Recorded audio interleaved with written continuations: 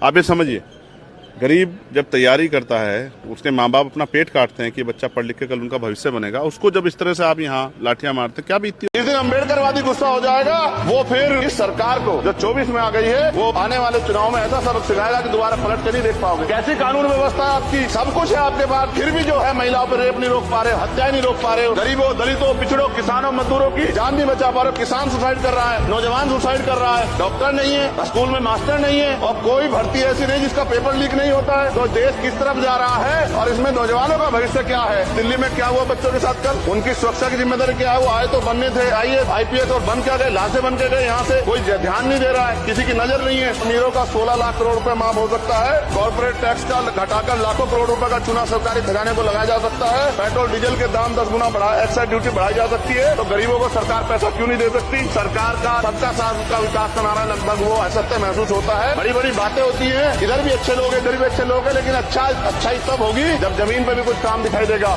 कभी कहीं paper leak हो जाता है, कहीं कुछ हो जाता है, नौकरी के लिए मांग। देखिए, SSC के बच्चों की बहुत सारी मांगे हैं कि परीक्षा में सुधार हो, परीक्षा केंद्रों पर जो व्यवस्था है उनको दूर किया जाए, उनके साथ दुर्व्यवहार बंद हो। अगर 1-2 मिनट की देरी होती, परीक्षा नहीं देने देते, लेकिन आप एक दिन पहले पेपर कैंसिल कर देते हो। ये अन्याय है, ये अन्याय की पराकाष्ठा है। यही बच्चे कल देश का भविष्य बनेंगे। आप इनका इस तरह का अन्याय करो, क्या संदेश जाएगा उनको? SSC को लेकर अभ्यर्थियों की बहुत सारी मांगे, और वो मांगे लगातार वो तमाम तरह के रास्तों से कर रहे हैं। ज्ञापन देते हैं, आवाज उठाते हैं, SSC के चेयरमैन से मिलना चाहते थे, कल वो आए, बहुत सारे गुरुजन आए, लेकिन जिस तरह से उन पर लाठीचार्ज किया गया, लोकतंत्र की सरेआम हत्या की गई, धज्जियां उड़ाई गई। कल जो मैंने उन पर लाठीचार्ज देखा तो मैं गया, लेकिन जिस थाने में पहुंचा जहां खबर आ रही थी वहां वो लोग नहीं थे। मुझे पीड़ा है, मैंने कल ही SSC चेयरमैन को पत्र लिखा था कि उन अभ्यर्थियों की सारी मांगे पूरी होनी चाहिए। आप सेंटर लगा देते हो बहुत दूर, एक दिन पहले पेपर कैंसिल कर देते हो, सिलेबस आउट ऑफ सिलेबस जो है पेपर आ रहा है, तो स्टाफ सिलेक्शन कमीशन को अपने बारे में सोचना चाहिए। बच्चों की जो मांग है वो जायज है, उनकी मांगे पूरी होनी चाहिए। और जिन गुरुओं पे और बच्चों पे लाठियां चली है, मैं उनके लिए हृदय से जो पीड़ा महसूस करता हूं। सरकार को या पुलिस को इस तरह कदम नहीं उठाने चाहिए। यही बच्चे हैं जो कल देश का, प्रदेश का भविष्य बनेंगे। इनको पीट के क्या साबित करना चाहते हैं?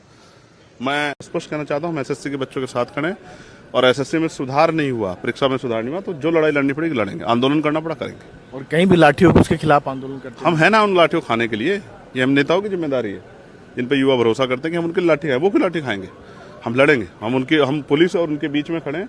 जो लाठी पड़ेगी पहले कमर हमारी होगी, पहले हमारे हाथ टूटेंगे, फिर युवाओं तक लाठी जाएगी। आप ये समझिए, ये बच्चे देश का भविष्य है, इनके साथ अन्याय करना है यानी कि देश के साथ अन्याय करना है। मैं इनकी मांगों के लिए खड़ा हूं। कल मैं गया था जहां जहां बंद थे उनको छुड़वाने के लिए। आज अगर वो प्रोटेस्ट करने आएंगे तो उनकी आवाज बनने के लिए उनके बीच में जाऊंगा। लाठी खानी पड़ी, लाठी खाऊंगा।